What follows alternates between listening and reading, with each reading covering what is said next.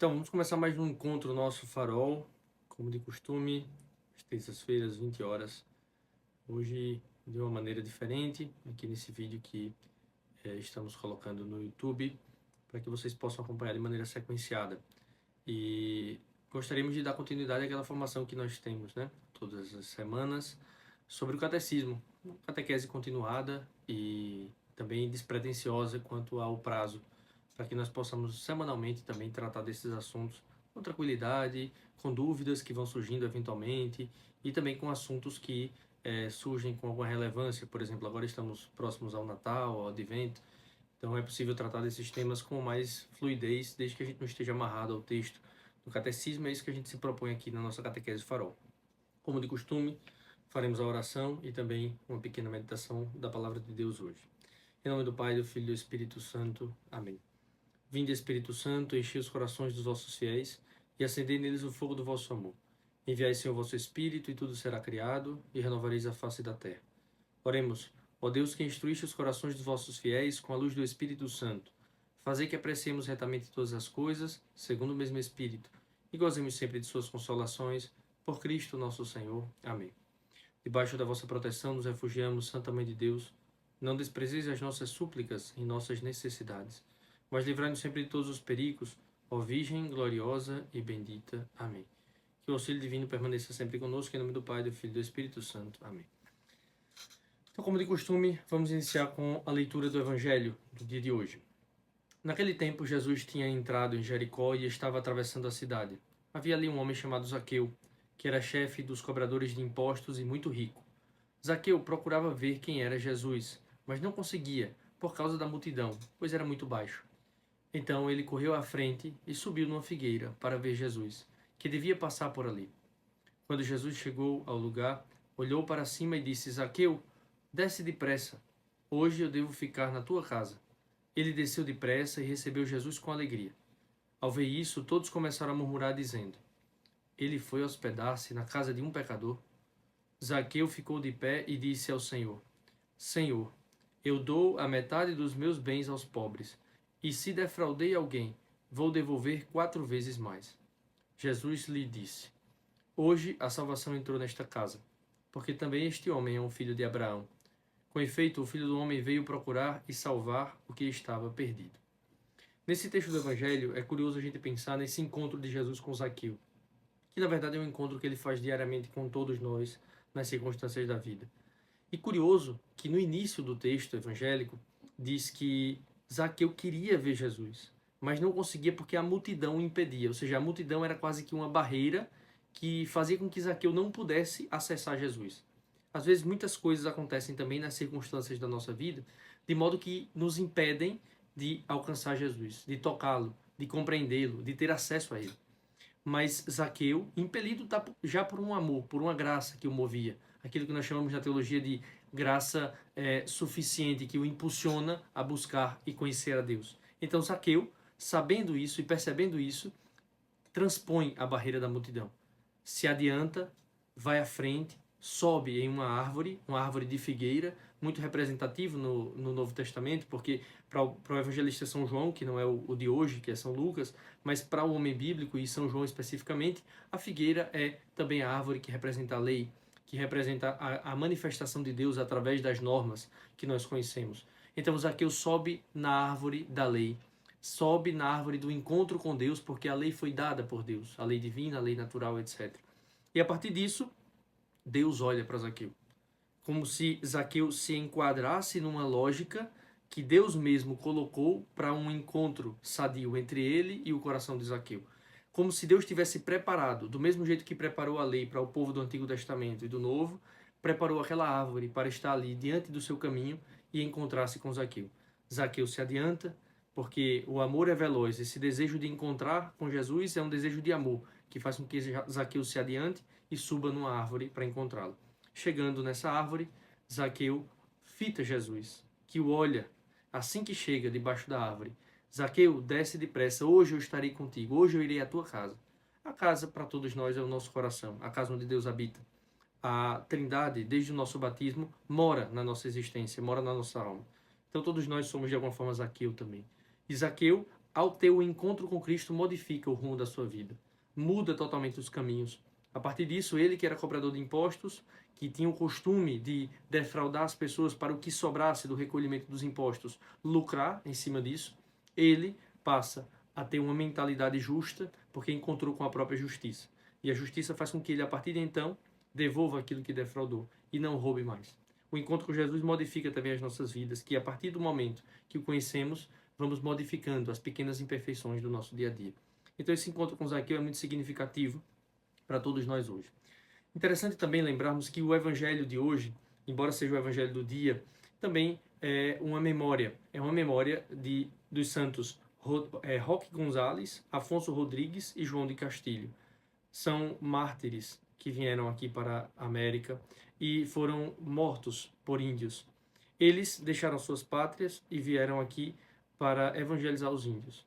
E é interessante perceber que esses homens, impelidos pela graça de manifestar o evangelho, de apresentar o evangelho aos povos, esses homens doaram a sua vida sem restrições, né? Sem medidas. E curioso pensar, eu não conheço particularmente a vida desses santos, mas tenho a experiência de conhecer São José de Anchieta, que no livro de São José de Anchieta, cujo trecho eu gostaria de ler agora, ele faz uma referência interessante diante de um martírio que aconteceu antes da chegada dele.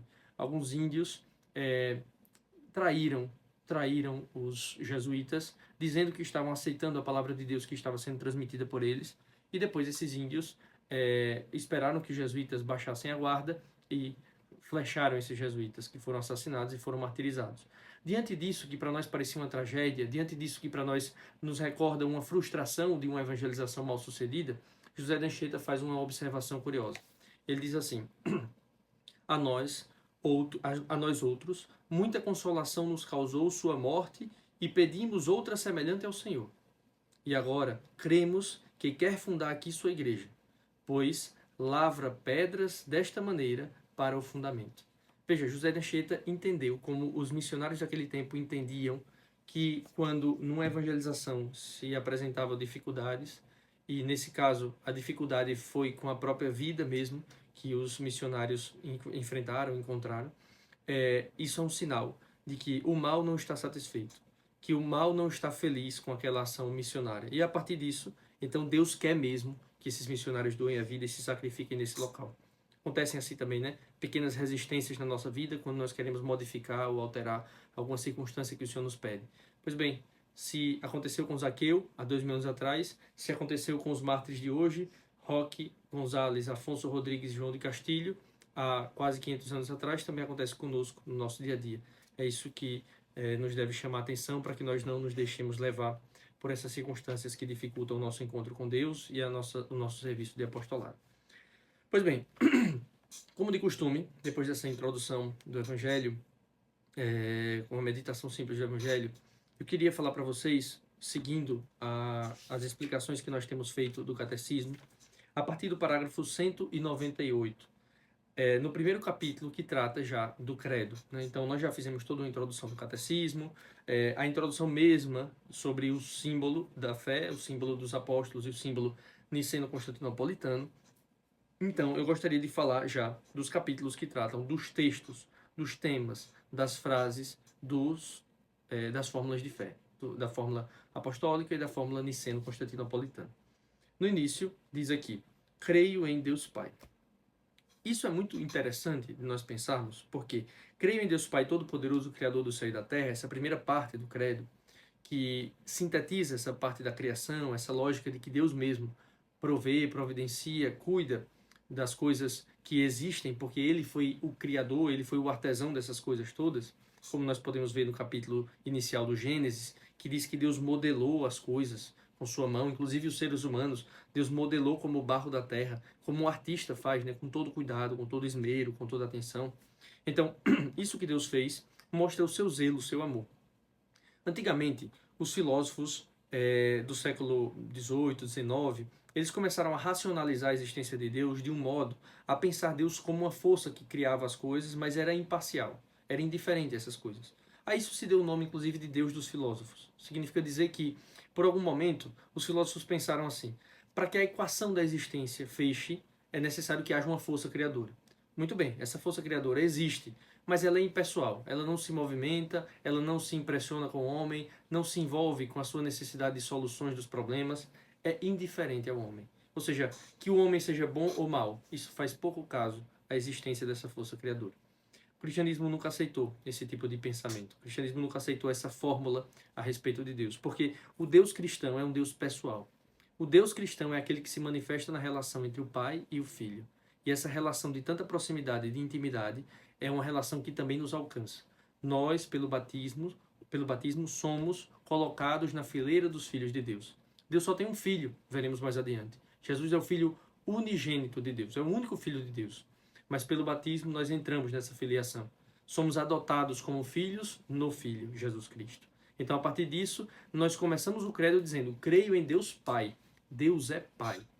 Deus é Pai, isso significa dizer que ele se envolve, que ele se importa, que ele tem atenção aos acontecimentos da vida humana.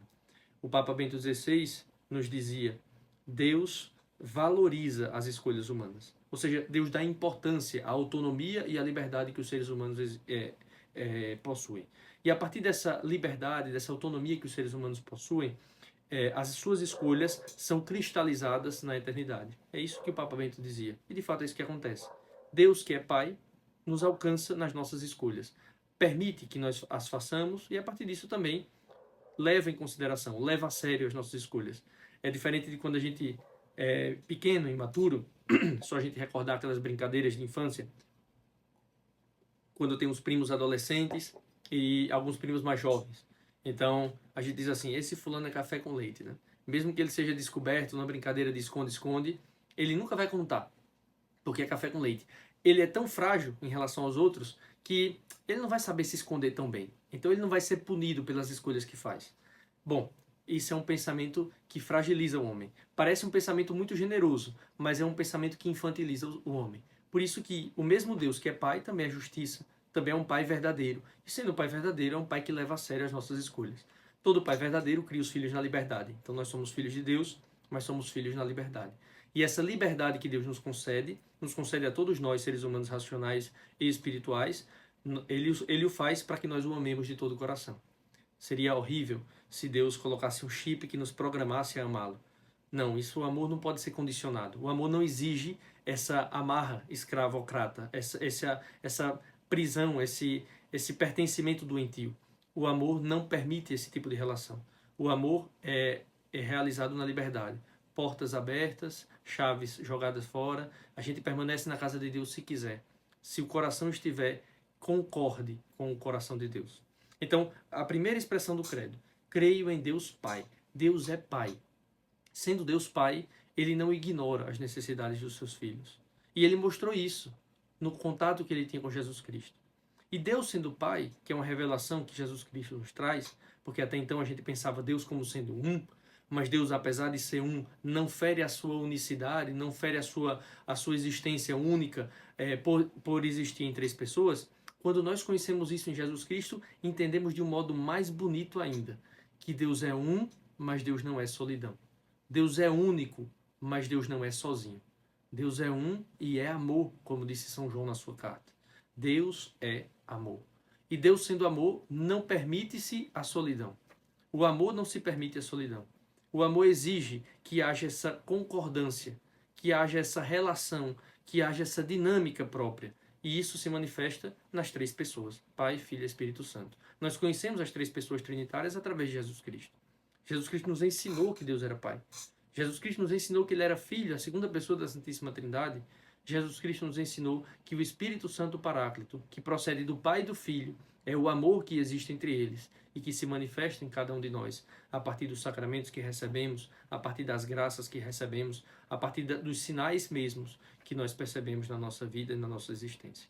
Então, Deus é Pai, e assim nós começamos o credo a cada domingo. Creio em Deus Pai, Todo-Poderoso. Deus Pai Todo-Poderoso significa dizer, esse Pai não é refém de nenhuma força mundana. Esse Pai não é refém de nada que o aprisiona. Esse Pai não é refém de nada que o domine, que o cerque, que o torne contingente. Deus é uma força absoluta, um espírito puro, simples. Deus é a possibilidade de todas as coisas em si mesmo, porque Deus é criador de todas as coisas. Sendo assim, Ele, que é todo-poderoso, conduz a história. Acho muito bonita a expressão da Escritura que diz: o Senhor é autor e consumador da história. Tudo passa pelas mãos de Deus. Nada escapa do seu desígnio, nada escapa da sua providência, nada escapa do seu poder criador. Nada existe que não tenha sido permitido por Deus ou querido diretamente por Ele. Então, Deus, Pai, que nos conhece pessoalmente, que manifestou o seu Filho, é um Pai onipotente, todo-poderoso. Significa que olha as nossas necessidades, olha as nossas circunstâncias, olha as nossas limitações, olha os dramas e as dificuldades da humanidade e não cruza os braços. E não é indiferente, mas olha com atenção e com amor. Olha com o desejo de corresponder às necessidades humanas que possibilitem que o amor brote no coração de cada ser humano. Deus não facilita a nossa vida para que a gente viva só uma vida confortável e esqueça dele. Deus possibilita as circunstâncias da nossa vida desde que elas sirvam para que nós o conheçamos e o amemos com maior profundidade. Conhecer, amar e servir a Deus, esse é o objetivo do homem na Terra. E Deus possibilita isso de várias formas. Às vezes, numa circunstância mais favorável. Às vezes no emprego, às vezes na falta dele. Às vezes na saúde, às vezes na falta dela. Às vezes na prosperidade, às vezes na carência. Em todas as circunstâncias, Deus olha e providencia um modo do ser humano de conhecê-lo, de amá-lo e de servi-lo com maior generosidade. Porque conhecendo, amando e servindo a Deus, nós somos mais humanos, realizamos a nossa vocação e exercitamos aquilo para o qual nós fomos chamados. Ou seja, a finalidade do ser humano se realiza a partir do momento que nós conhecemos, amamos e servimos a Deus. Porque conhecendo a Deus, conhecemos melhor o projeto que Deus tem para o ser humano. Nós fomos criados à imagem e semelhança de Deus. E a igreja manifesta isso. E Cristo manifesta isso. Santo Irineu vai dizer, né, que a glória de Deus é o homem vivo. Deus quer o homem vivo. A glória de Deus é o homem vivente. É o homem nas suas qualidades, na sua potência. A glória de Deus, é verdade, não se manifesta no homem rico ou no homem pobre, no homem com saúde ou no homem sem saúde, no homem inteligente ou no homem limitado. Se manifesta no homem. Na dignidade humana se manifesta a glória de Deus. A glória de Deus é o homem vivo, diz Santo Irineu de Lyon. Então, a partir disso a gente entende, esse Pai que se manifesta, que se preocupa, que tem atenção aos seres humanos, é todo-poderoso. Realiza todas as coisas na sua bondade, no seu amor, na sua verdade. E também, ele criou todas as realidades existentes. No credo apostólico nós dizemos Criador do céu e da terra. No credo niceno nós dizemos Criador de todas as coisas visíveis e invisíveis. O credo niceno diz assim: creio em um só Deus, que é Pai Todo-Poderoso, Criador do céu e da terra, e acrescenta, de todas as coisas visíveis e invisíveis. Porque quando nós falamos céus e terra, podemos ainda intuir que são as realidades astrológicas. Então, Deus criou os planetas, criou também ali as galáxias, etc. E as coisas que nós vemos por aqui. É mais do que isso. Deus criou as coisas que vemos por aqui, criou os planetas, criou as galáxias, criou os seres espirituais, criou tudo. Tudo brota do ato criador de Deus, do desejo criador e criacional de Deus. Então, ao pensarmos isso, pensamos as coisas visíveis e as coisas invisíveis. E tantas coisas são visíveis e invisíveis. Tantos conceitos mesmos. Podemos falar sobre realidades imanentes e transcendentes. Não é só pensar em anjos, mas Deus criou as coisas que são conceitos. Por exemplo, Deus criou a liberdade. A liberdade foi criada por Deus. E a liberdade é um conceito, né? Ela se manifesta na prática quando ela nos é tolhida ou coisa do tipo, mas a liberdade é um conceito. Ela foi criada por Deus. Então, Deus cria as coisas visíveis e invisíveis. Tudo foi criado por Deus.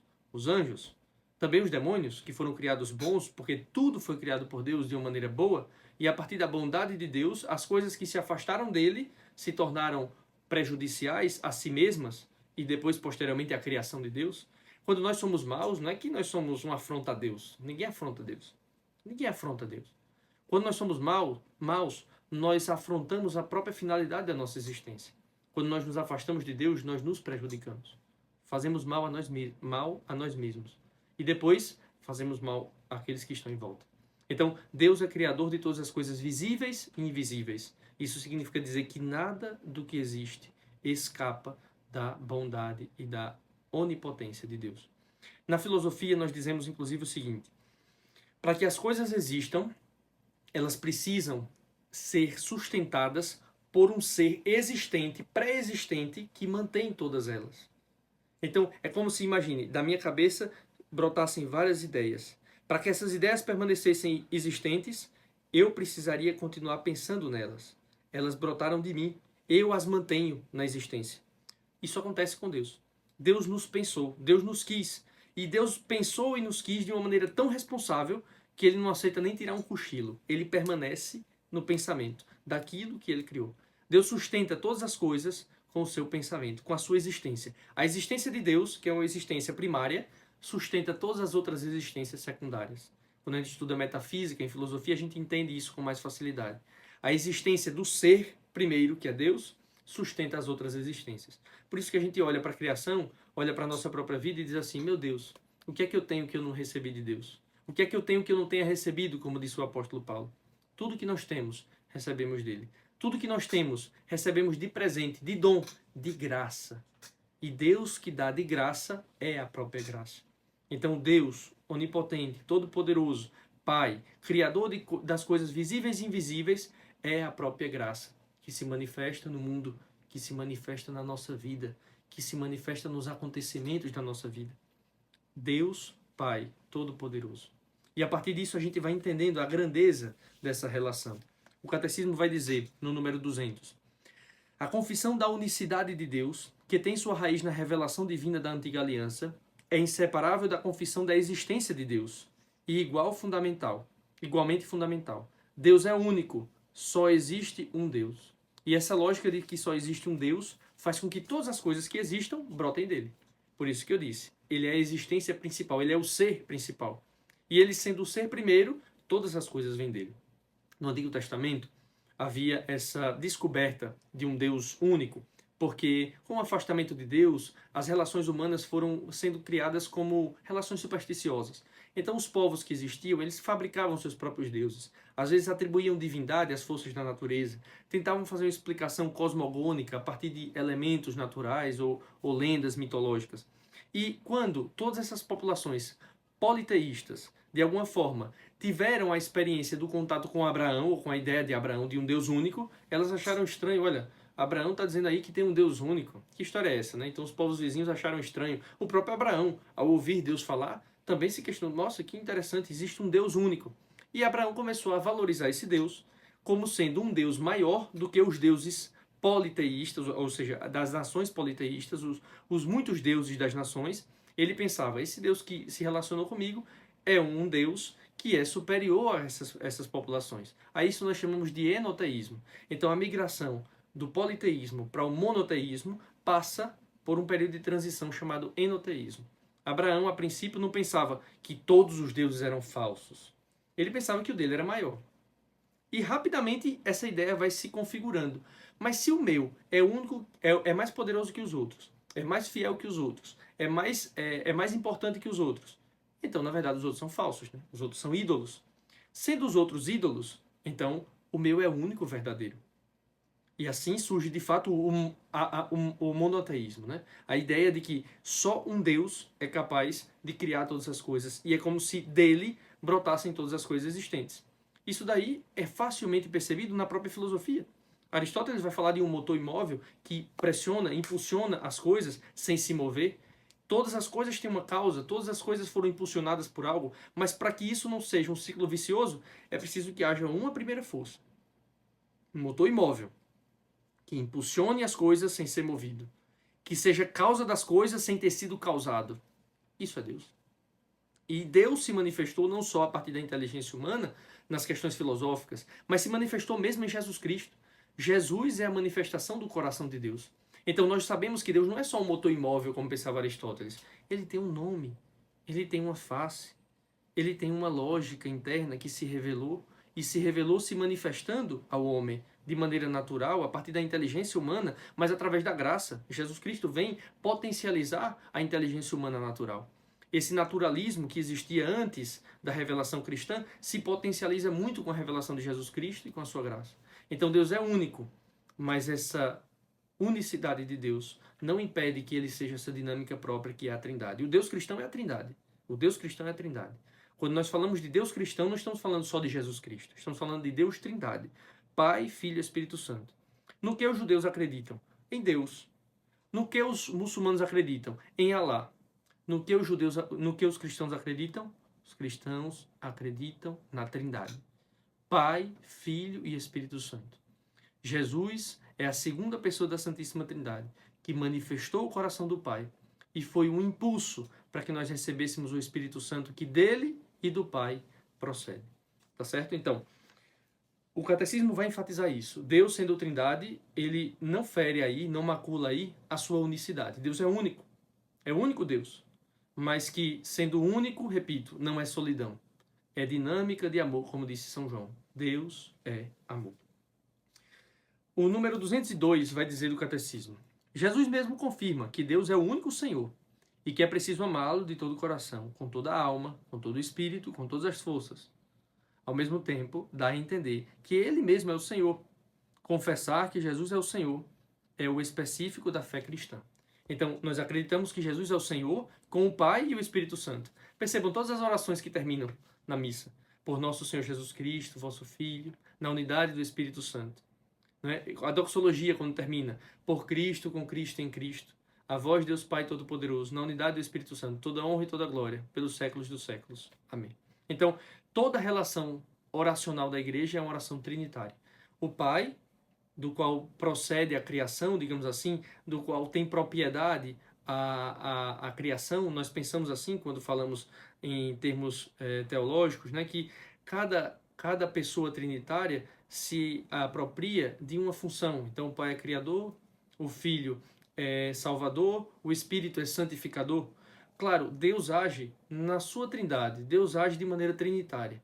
Mas quando ele se manifesta na economia, que é aqui a nossa existência material no tempo e na história, Deus se relaciona com os seres humanos de maneira pedagógica. E essa pedagogia de Deus vai fazendo com que a gente perceba aos poucos a sua ação. E a sua ação se manifesta, talvez, quando nós olhamos as antigas escrituras, no Antigo Testamento, se manifesta através do Pai. Depois, quando nós olhamos para Jesus Cristo, de uma maneira redentora, depois do pecado humano. Depois do Espírito Santo, que é manifestado e entregue à igreja, que permanece ecoando os ensinamentos de Jesus de uma maneira santificadora, através dos sacramentos. Então é por isso que a gente atribui a cada uma das pessoas da Trindade uma função, uma missão específica.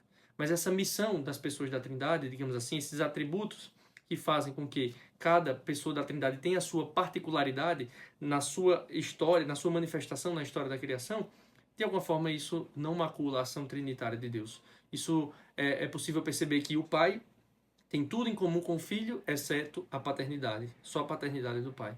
O Filho tem tudo em comum com o Pai, exceto a filiação. O Espírito tem tudo em comum com o Pai e o Filho, exceto a expiração, ou seja, o próprio Espírito que é expirado, que brota da palavra do Pai, a palavra do Pai que é Jesus Cristo. Isso é particular do Espírito. Isso só o Espírito pode ter, tá certo? Então, essa relação trinitária não macula aquilo que nós acreditamos num Deus único. E é isso que o credo tenta fazer de maneira ordenada e pedagógica.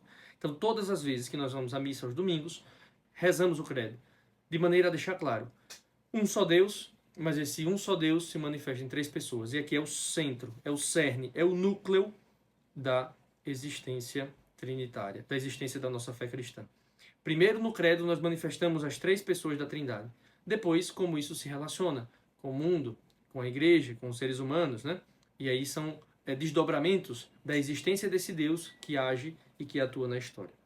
Mas adiante, no número 203, tem algo interessante sobre o nome de Deus. Engraçado, porque a gente fala, como é o nome de Deus? Bom, Deus é Pai, Filho e Espírito Santo. Deus é Trindade. É difícil a gente falar do nome de Deus, porque quando o próprio Deus foi perguntado no Antigo Testamento por Moisés, ele deu uma resposta que era uma não resposta. Como é o teu nome para que eu vá dizer às pessoas que sigam a tua voz ou ao faraó que escute as tuas ordens? Então Deus diz, eu sou aquele que é. Eu sou o que sou. E sendo isso, Deus, ao mesmo tempo que diz o nome, Deus não revela o seu nome. Ao mesmo tempo que Deus responde à pergunta de Moisés, ele deixa em aberto. Porque isso não é uma resposta que o delimita. Os nomes delimitam as pessoas. Quer dizer, quem é o fulano? Bom, quem é o Miguel? Eu sou o Miguel Neto Gomes Pereira, filho de fulano e Beltrano, que nasceu em tal lugar, em tal ano, que mora em tal lugar, que teve tal e tal percurso em tal e tal colégio, fez tal e tal faculdade. Então, isso me delimita. O nome me relaciona com as escolhas que eu fiz e me delimita. Me delimita. Agora, quando nós pensamos em alguém que dá uma resposta, eu sou aquele que sou, isso é uma resposta, não resposta. Porque Deus mesmo, quando revela a sua criação, a sua salvação, a sua santificação, ele revela sem deixar de ser mistério. Deus que é mistério, enquanto tira o véu, também coloca um novo véu. E é interessante que quando se fala disso na teologia, é como se fosse assim: Deus põe diante do ser humano uma porta misteriosa, né? Uma porta misteriosa, como é que a gente costuma ver na internet, né? R$5 ou uma porta misteriosa, né? Deus coloca uma porta misteriosa. Como quem diz assim, um fruto da árvore proibida ou uma porta misteriosa. E o sujeito vai, nega o fruto e vai para a porta misteriosa. Quando ele abre essa porta misteriosa, tem outras 10 portas misteriosas. Então esse caminho que Deus vai fazendo com a criação, que vai interagindo com o ser humano, é um caminho de revelação e revelação. Revelação e revelação. Então Deus vai fazendo essa dinâmica que atrai o ser humano, que impressiona o ser humano, que fascina o ser humano. Tem um autor, né, Rudolf Otto, ele fala sobre isso, né? O Deus que fascina e ao mesmo tempo amedronta. Amedronta não porque pune, porque ele é tão grande que impressiona. Não sei se vocês já tiveram a experiência de ir ao mar e perceber uma onda enorme, gigantesca, dessas que a gente vê assim no Havaí. É uma coisa absurda, é muito grande. Aquilo ao mesmo tempo é impressionante, de bonito, assim, de ver a água daquele tamanho, mas ao mesmo tempo é assustador, porque é muito maior do que nós. Então Deus é assim também. Ele nos impressiona pela sua exuberância, mas ao mesmo tempo nos assusta pela sua grandeza. É grande demais, é importante demais, é precioso demais diante do que nós somos. Tão ínfimos, tão fracos, tão frágeis, tão contingentes. Deus é absoluto, né? Então, entender isso é entender, por exemplo, essa dinâmica do nome de Deus. Eu sou aquele que sou, é a resposta que ele dá a Moisés. E eu sou aquele que sou é uma forma também de uma revelação progressiva, vai dizer o número 204. Deus revelou-se progressivamente a seu povo, e com diversos nomes, mas a revelação do nome divino feita a Moisés na teofania da sarça ardente, pouco antes do Êxodo e da Aliança do Sinai, que se tornou a revelação fundamental para a Antiga e Nova Aliança. A revelação fundamental para a Antiga e Nova Aliança é: eu sou aquele que sou. Isso é impressionante porque Deus é presente. Eu sou aquilo que sou. Ele está usando um termo no presente. E esse nome sagrado, que se traduziu naquele tetragrama sagrado, né? Yahvé, que é um nome impronunciável, os próprios judeus, respeitando o segundo mandamento, que é não desonrar o nome de Deus, deixaram de pronunciar esse nome. A gente nem sabe mais como é que pronunciava no início. Porque eles deixaram de pronunciar esse nome em respeito a Deus.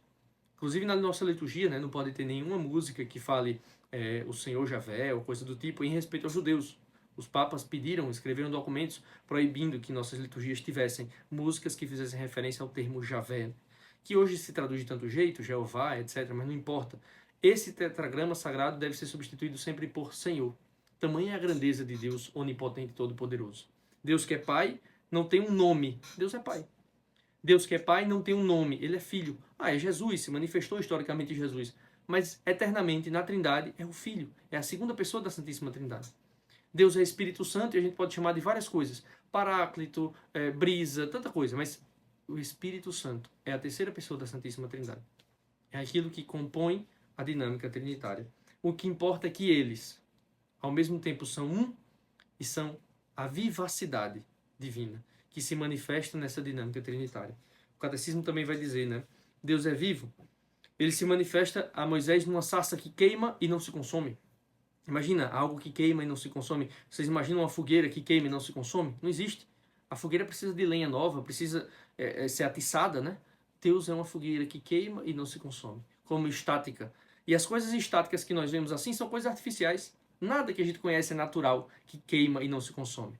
Mas Deus é capaz de manifestar-se numa sarça que queima e não se consome, porque Ele é a própria vitalidade, Ele é a própria vida. Deus é vivo, Deus verdadeiro. Jesus vai dizer, né? Eu não sou Deus dos mortos, Deus não é Deus dos mortos. Eu sou o Deus de Abraão, Isaac e Jacó. Então, nós temos essa dinâmica de Deus dos vivos, porque não só Deus é vivo, como aqueles que confiaram em Deus permanecem vivos. É isso que Jesus quer dizer. Nós não acreditamos, por exemplo, que os mortos estão dormindo, né? Não acreditamos nisso. Os mortos estão vivos. Abraão, Isaac e Jacó estão vivos. Nossos parentes queridos estão vivos. Ou nesse momento sendo julgados, ou nesse momento no purgatório, ou nesse momento gozando a eternidade, ou infelizmente nesse momento afastados de Deus definitivamente, que é o que nós chamamos de inferno. Uma auto-exclusão de Deus pelo próprio afastamento continuado e progressivo ao longo de uma vida. Então, Deus que é vivo, transmite essa vitalidade àqueles que o amam. Do mesmo jeito que ele, que é o próprio existente, ele é a existência, transmite a existência a todos nós.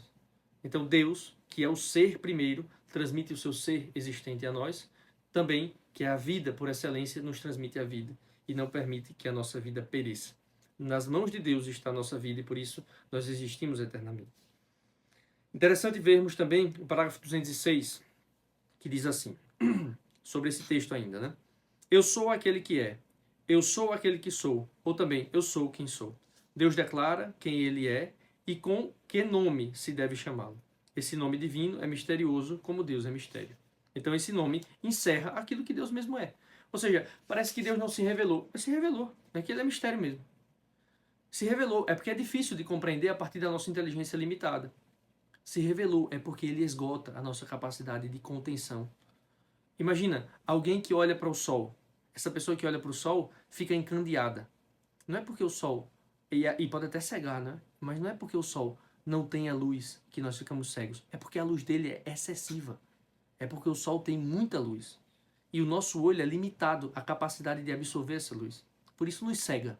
Então a revelação de Deus acontece da mesma forma. Deus, que é mistério, ao se revelar, parece que nos encandeia. Parece que nos deixa assim atônitos. Mais ou menos aquela experiência que São Paulo teve, né? Quando, segundo a narrativa, levou uma queda, não sabemos, mas dizem, do cavalo, ele ficou cego, né? Deus era muito para São Paulo. São Paulo tinha uma ideia estreita, condicionada, limitante de Deus. Uma ideia um tanto farisaica de Deus, ele que era fariseu. Esquematizado, um Deus que precisava corresponder aos seus caprichos ou entrar na sua lógica humana, pois Jesus vem e embaralha isso, mostrando inclusive que a lei era uma boa pedagoga até chegar o Espírito e a graça.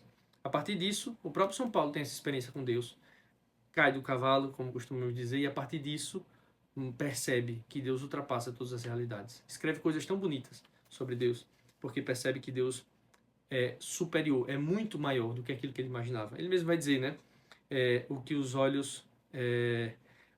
subiu ao sétimo céu, esqueci agora a passagem, mas ele diz, alguém teve uma experiência, subiu ao sétimo céu e viu coisas impressionantes. É a própria experiência mística de São Paulo, que ele traduz ali, naquele texto bíblico tão eloquente, tão bonito. Bom, como eu já disse, esse nome bíblico, esse nome de Deus, deve sempre ser traduzido por Senhor. Em hebraico, Adonai. Em grego, Kyrios. Quando nós falamos Kyrios na missa, Kyrie eleison, nós estamos dizendo isso, Senhor. Jesus é Senhor. Senhor, tem de piedade de nós. É isso que nós dizemos em Kyrie eleison. Usamos o termo grego que se referia a Deus na antiguidade, tá certo? Então é assim que nós o chamamos. De tantos outros nomes. Por exemplo, quando nós rezamos o santo, na liturgia ainda existe um nome hebraico, Sabaoth. Dominus Deus Sabaoth, ou seja, Deus dos exércitos. São os nomes bíblicos que são dados a Deus, que de alguma forma remetem a Ele, apontam para Ele, mas não o delimitam. É diferente do meu nome, que me delimita, que quando eu tenho sobrenome, restringe a minha existência a um casal específico, a uma ramificação familiar específica, a uma filiação específica, a uma parentela específica, a um local de nascimento específico, a um tempo e a uma história específica. Deus não tem tempo e história, porque Ele é Senhor do tempo e da história. Então o nome não delimita Deus. Por isso, é assim que nós entendemos essa ideia do nome de Deus. Depois, o Catecismo vai dizer, Deus é aquele que é verdade e que é amor. É muito interessante isso daqui. O Catecismo vai dizer assim, o começo do pecado e da queda do homem, no número 215, foi uma mentira do tentador, que induziu a duvidar da palavra de Deus e da sua benevolência e fidelidade. Deus é a própria verdade. Existem discussões bobas assim, perguntas ociosas da teologia, né? Deus poderia criar uma pedra tão pesada que ele mesmo não pudesse mover? São perguntas ociosas. Essas perguntas ociosas não servem para que a gente chegue à verdade do que é Deus. Deus cria as coisas. E cria as coisas de verdade, porque Ele é a mesma verdade. Ele não pode se contradizer. E aqui se manifesta, inclusive, a misericórdia de Deus. Por que Jesus? Porque Jesus fala de Deus como um justo juiz. Por que Jesus diz que não veio para condenar ninguém? mas para levar ao pleno, ao aperfeiçoamento, o pleno cumprimento da lei. Jesus diz isso porque a lei que Deus criou e colocou no coração do homem, a lei natural, mas também a lei divina, também a lei positiva das realidades circunstanciais, e agora a gente pode até pensar na lei canônica, que nos conduz também a partir das realidades humanas. Quando a gente pensa nisso, nas realidades eclesiásticas, perdão, quando a gente pensa nisso, a gente percebe que esse modo pedagógico de Deus é um modo de manifestar a sua verdade. Deus vai manifestando a verdade pela lei. Veja, a lei nos impulsiona a seguirmos caminhos de bondade, de verdade, de justiça. Lógico, para seguir a bondade, a verdade, a justiça, a gente não precisa só seguir a lei. Ou seja, alguém pode fazer isso sem conhecer a lei, desconhecendo a lei. Alguém pode fazer um gesto de bondade, de verdade, de justiça, sem saber da lei. Mas aqueles que seguem a lei, com certeza fazem gesto de bondade, verdade e justiça. Percebe? Então, é verdade que existem pessoas que fazem gestos bons, verdadeiros e justos, sem saber da lei, desconhecendo-a, mas também é verdade que aqueles que seguem a lei e obedecem, chegam a essa conclusão. É possível que alguém, na simplicidade da sua vida, às vezes no interior, às vezes num local bem afastado, não teve formação nenhuma sobre direito, sobre teologia, sobre filosofia, saiba o que é justo. Isso aqui é justo. Isso não lhe pertence, meu filho. Você trouxe essa coisa aqui da sua escola, vá lá devolver, porque isso não é seu. Isso é senso de justiça. Ninguém precisou ensinar essa pessoa. Ela percebeu, se isso não é seu, leve de volta. Só não sabe citar o artigo da lei que diz isso, o cânone que fala sobre isso, qual é o mandamento que não roube, não furte. Não é isso. Mas essa pessoa está agindo retamente. Agora, também seria errado dizer, então tá vendo que não precisa de lei? Tá vendo que a pessoa, pelo próprio coração, já tem instinto de bondade? Essa autonomia não é verdadeira. O próprio Cardeal Ratzinger tem um artigo que diz isso, né? Consciência e verdade. Em português está traduzido, elogio à consciência. Esse artigo dele fala sobre isso, que é preciso um verdadeiro equilíbrio entre autonomia e heteronomia. A autonomia é aquela norma que vem de dentro, que foi imposta que foi posta em nós a partir da criação. É uma norma inata, está em nós, é a norma da nossa consciência. Essa autonomia precisa ser bem orientada pela heteronomia, de modo que essas coisas, essas realidades se encontrem. Por isso que o nome do artigo é Consciência e Verdade, porque a consciência busca a verdade. Se a consciência encontra algum caminho de autonomia que é daninho, que é danoso, que é prejudicial, ele procura a heteronomia, procura um caminho que o oriente, e assim nós fazemos. Quando nós percebemos alguma coisa errada na nossa vida, então não está dando certo aqui, algo que eu estou fazendo não está errado, não está certo, algo que eu estou fazendo não está de acordo, as coisas não estão progredindo, tem alguma coisa errada, então eu procuro alguém, procuro um diretor espiritual, procuro um psicólogo, procuro um padre, procuro um advogado, procuro qualquer coisa que me oriente diante daquilo que eu estou fazendo aparentemente de errado. Por quê? Porque a autonomia não dá conta de resolver todos os problemas. Nós precisamos sim de uma heteronomia, de uma norma que vem de fora. Essa norma vem da autoridade eclesiástica, por exemplo. Nos limita, nos condiciona, mas nos orienta. Nos orienta a bondade, a verdade, a justiça. Então Deus é verdade. Uma norma eclesiástica não poderia ir de encontro à bondade e à verdade de Deus. Deus é verdade. Por isso que as normas da igreja devem manifestar a verdade que é Deus. Não podem ser contrárias, não podem ser contraditórias, não podem ser negativas em relação à lei natural, à lei divina. Às vezes tantas polêmicas em relação ao Santo Padre ou a algumas normas eclesiásticas. O Papa vai liberar isso, vai liberar aquilo. É simples, é só você olhar a lei divina e a lei natural. Se existe na lei natural e na lei divina, o Papa não pode ir de encontro, ele sabe disso. Os bispos sabem disso também. Então não há por que se aperrear em relação a essas coisas, porque as normas eclesiásticas não podem dizer outra coisa senão a verdade. Deus é verdade. E ele não se contradiz. E se ele se utiliza da igreja para manifestar a sua verdade, tudo aquilo que da igreja vier que manifesta a verdade é divino. Tudo aquilo que de autoridades eclesiásticas ou de membros da igreja vier e não manifestar a verdade é humano. É assim esse discernimento. Por isso a gente também não se escandaliza quando a gente vê alguma realidade eclesiástica que não condiz com a norma de Deus. Porque não sendo verdade, então já está claro. Tranquilamente nós não estamos obrigados a ela. Ou seja, a lei da nossa consciência também nos impele a essa bondade, essa verdade, essa justiça de Deus, certo? Mas o catecismo que diz, Deus é verdade. Deus é verdade e o pecado é uma desobediência, um fingimento, uma mentira, uma desordem em relação à verdade que foi cometido no paraíso, mas que nós podemos cometer diariamente. O pecado é sempre uma mentira. E o auto-engano começa conosco. A gente acha que engana Deus, né? Mas a mentira do pecado começa conosco. Qualquer pecado que você imaginar. Pense, um pecado contra desrespeitar pai e mãe. Não, eu estou aqui fazendo isso, mas é porque eu estou certo, porque meus pais não merecem meu respeito, porque... Aí você para pensar, assim, meu Deus do céu, eu só tenho existência por causa dos meus pais, que se uniram, ou em matrimônio, ou se uniram sexualmente e me tiveram. E olha que loucura, eu estou me rebelando contra a minha existência.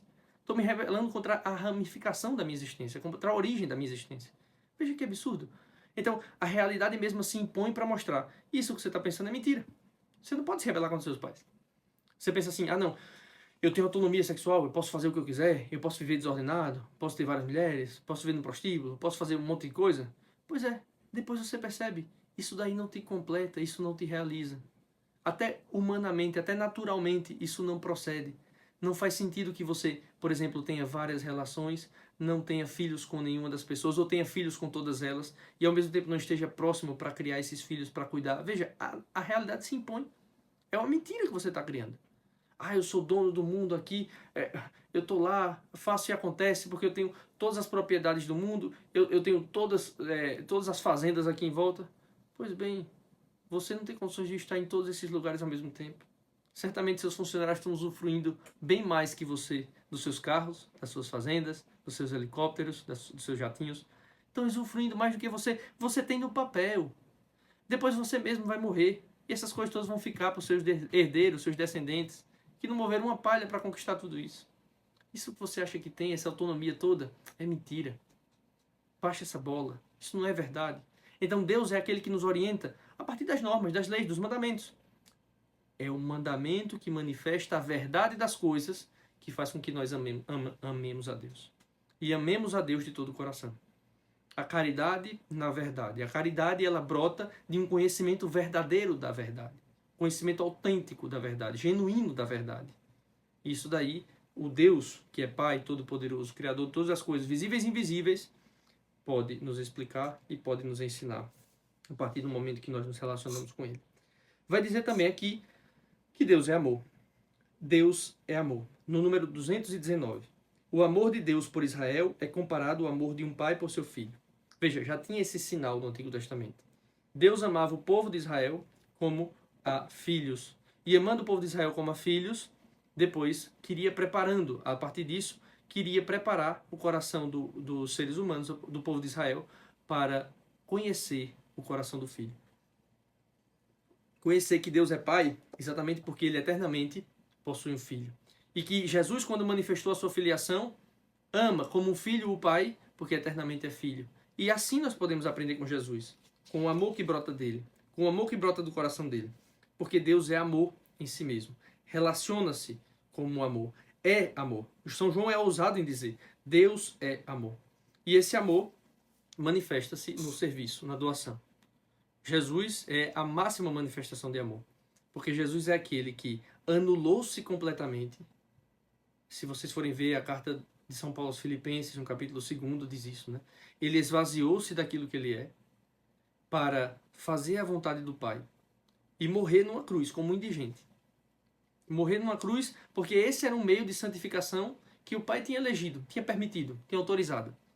Deus não pensou na cruz para o Filho. Deus não criou a cruz para Jesus.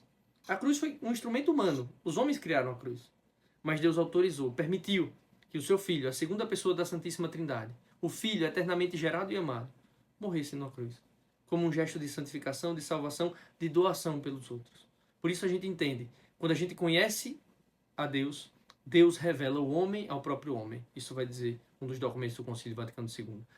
Deus, que tem a sua glória no homem vivo, revela o coração verdadeiro que um homem deve ter, a partir do coração de Cristo. Porque revelando Jesus, Deus revela o homem ao próprio homem. Se todos nós fomos feitos à imagem e semelhança de Deus, o homem Jesus Cristo, Deus verdadeiro de Deus verdadeiro, verdadeiramente homem, verdadeiramente Deus, manifesta o que é o protótipo excelente de Deus, excelente de homem. A partir dali, nós podemos entender como o homem deve ser, como Deus pensou o homem. Deus pensou o homem a partir de Jesus. Então, quanto mais próximos, quanto mais semelhantes de Jesus nós formos, melhor. Deus nos criou a partir da sua imagem e semelhança e nós nos desassemelhamos de Deus a partir do pecado. Pronto, qual é a nossa missão hoje? nos assemelharmos cada vez mais de Deus, que é isso que nós chamamos de santificação. E nos assemelharmos de Deus significa estarmos próximo a Ele, próximo ao seu coração. Estando próximo a Ele, ao seu coração, estamos próximos ao coração mesmo de Deus, que é amor. Amando a Deus, chegamos também ao seu coração, que é o próprio amor. Isso se manifesta nas nossas ações de amor, de serviço, de doação. Por fim, para concluirmos, existe uma passagem interessante aqui no parágrafo 222, que diz o seguinte: crer em Deus, o único, e amá-lo com todo o próprio ser tem consequências imensas para toda a nossa vida. Crer em Deus é uma coisa muito arriscada, porque a partir do momento que você decide-se por fazê-lo, você agora tem que, de alguma forma, entender que Ele é Senhor da sua vida. Não dá para acreditar em Deus e permanecer da mesma forma. Não dá para acreditar em Deus e deixar áreas intocadas da sua existência. Não dá para acreditar em Deus e blindar alguns aspectos da sua vida da ingerência dele. Não que Deus vá agir na nossa vida para nos ferir, nos machucar, nos prejudicar. Não. Mas é porque aquilo que tiver desordenado, Ele vai trazer à tona. É como se a gente fizesse um raio-x, né? O raio-x vai lá e diz tudo que está desordenado. Uma ressonância, alguma coisa do tipo. Esses exames, eles, independente da nossa vontade, manifestam o que nós temos. Então, quando nós temos acesso a Deus, também acontece assim. Deus ilumina os aspectos todos da nossa existência, de modo a nos fazer progredir e melhorar. E quando nós temos contato e acesso a Deus dessa forma, é natural que Ele modifique o percurso das nossas ações, modifique a nossa vida de alguma forma, exija certas coisas, certos atos de amor, de serviço, de abandono, de fé, de confiança. Então, é natural que existam implicações, consequências da descoberta de que Deus é tudo isso que eu falei até agora. E aqui o catecismo vai dizer: conhecer a Deus, então, significa conhecer a grandeza e a majestade de Deus, que Ele é superior a todas as coisas criadas.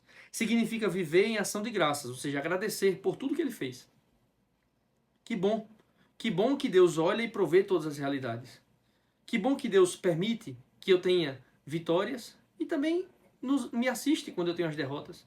Que bom que Deus permite que eu tenha saúde e me ampara, me cuida e me ensina a ser humilde quando eu não a tenho, quando eu tenho doença, quando eu tenho limitação. Então, a partir disso, nós vamos entendendo que crer também significa dar graças a Deus por tudo. Em tudo dá graças, diz São Paulo. E mais adiante diz: significa conhecer a unidade e a verdadeira dignidade de todos os homens. Conhecer e amar a Deus significa isso. Conhecer que Deus ama e cuida e cria e governa todas as coisas a partir da dignidade que Ele deu às coisas. As coisas existentes, mas sobretudo, dentre as coisas existentes, o ser humano, que possui dignidade ímpar em relação a todas as outras coisas criadas. Significa usar corretamente das coisas criadas. Significa perceber que as coisas que foram criadas por Deus, elas me impulsionam para uma realidade mais profunda. Elas me impulsionam para conhecer algo mais concreto, mais consistente delas do que elas mesmas. Porque todas as coisas fenecem. É inclusive engraçado, né? A gente olha, pode ser o modelo mais bonito de celular, pode ser o carro do ano, pode ser a obra-prima de um arranha-céu que foi construído. Essas coisas fenecem, perecem, estão fadadas ao desgaste, precisam de manutenção. Nada do que nós conhecemos, por mais bonito que seja, está tão cristalizado que não possa ser danificado pelo tempo. Só Deus é eterno. Só Deus permanece. Só Deus é estável ao ponto de não nos decepcionar. Então, por isso mesmo, quando nós conhecemos a Deus, as coisas criadas estão no seu verdadeiro lugar. Aí ninguém coloca bicho no lugar de ser humano, ninguém endeusa ser humano, ninguém endeusa bicho, ninguém endeusa árvore, nada. A gente começa a colocar as coisas no seu devido lugar. Deus nos revela a dignidade de todas as coisas e o amor que Ele tem a todas elas. Sendo assim, o próprio catecismo vai dizer, a partir disso: nada deve nos desviar de Deus, mas tudo deve fazer com que nós concorramos para Ele. Tudo deve brotar do nosso coração, deve brotar no nosso coração um desejo de conhecer, amar e servir a Deus. Santo Irineu também vai dizer, né, que as coisas, aliás, Santo Irineu vai dizer que as coisas manifestam o Criador. E é de fato isso. O catecismo nessa parte, nesse parágrafo, termina com uma citação de São Nicolau, muito interessante para esse tempo que nós estamos vivendo, de preparação para o advento, essa expectativa para o advento. São Nicolau é o santo que inspirou essa figura do Papai Noel, né? E São Nicolau de Bari era um bispo do século IV que tinha essa atenção. Depois de conhecer a Terra Santa, ficou movido pelos cuidados evangélicos e os conselhos evangélicos e o cuidado missionário com agentes, com as pessoas. Ele se tornou bispo, foi muito caridoso, tem toda uma atenção dele às crianças, aos menos favorecidos, etc. E ele se tornou essa figura, depois comercial, do Papai Noel e tal, mas é São Nicolau de Bari, essa grande figura. E tem uma frase, uma citação dele aqui muito interessante, que encerra esse parágrafo. Na verdade, uma citação dele, uma citação de Santa Teresa d'Ávila. Diz assim: Meu Senhor e meu Deus, tirai-me tudo o que me afasta de vós. Meu Senhor e meu Deus, dai-me tudo que me aproxima de vós. Meu Senhor e meu Deus, desprendei-me de mim mesmo para doar-me por inteiro a vós. Parece que isso encerra realmente tudo aquilo que nós falamos até aqui e é complementado pela frase famosa, pela expressão e o poema famoso de Santa Teresa d'Ávila. Nada te perturbe, nada te assuste. Tudo passa, Deus não muda. A paciência tudo alcança. Quem a Deus tem, nada lhe falta. Só Deus basta. Então, que essa parte do catecismo, esse parágrafo do catecismo, que fala de Deus Pai Criador Todo-Poderoso, que a gente possa, a partir disso, entender a bondade e o cuidado de Deus e também nos fazer perceber, cada vez que formos rezar o credo, aos domingos, a sutileza, a intenção, a importância de cada uma dessas palavras que são colocadas nessa fórmula, nesse símbolo, como já dissemos aqui em outro encontro, né? O símbolo era aquilo que, manifestando uma parte, fala do todo. Então, aquilo que nós manifestamos aos domingos, manifesta o todo da nossa fé de maneira sintética, orgânica e compilada a partir do texto que nós professamos a cada domingo. E é assim que eu gostaria também de encerrar e de agradecer a vocês pela atenção. Mais uma vez, pedir a vocês que acompanhem essa aula e compartilhem com aqueles que vocês acham que gostariam de ter essas informações. Também sigam aqui o nosso canal e para qualquer dúvida vocês podem mandar mensagens ou tirar aqui mesmo nos comentários, tá bom? Agradeço a atenção. Vamos agora fazer uma oração final pedindo a Deus que proteja todas as nossas famílias e as nossas intenções particulares. Pai nosso que estás no céu, santificado seja o vosso nome, venha a nós o vosso reino, seja feita a vossa vontade, assim na terra como no céu. Pão nosso de cada dia nos dai hoje, perdoai-nos as nossas ofensas, assim como nós perdoamos a quem nos tem ofendido. Não nos deixeis cair em tentação, mas livrai-nos do mal. Amém. Glória ao Pai, ao Filho e ao Espírito Santo, como era no princípio, agora e sempre. Amém. Em nome do Pai, do Filho e do Espírito Santo. Amém.